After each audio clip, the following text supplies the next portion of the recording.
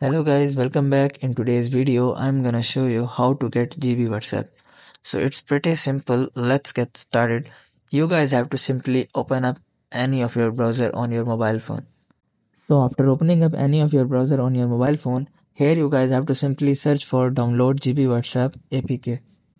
So after searching for download GB WhatsApp APK, you guys will be able to see the first website, which is gbwhatsapp.org.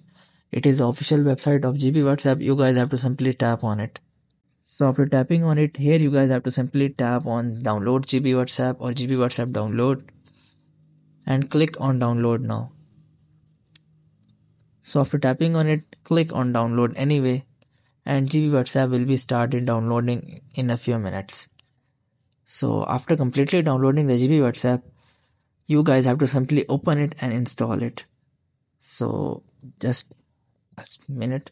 You guys can see GB WhatsApp has been downloaded. You guys have to simply click on it and click on install. So after tapping on install, GB WhatsApp will be installed on your device and you guys can use GB WhatsApp on your mobile phone. So I hope these methods find you well.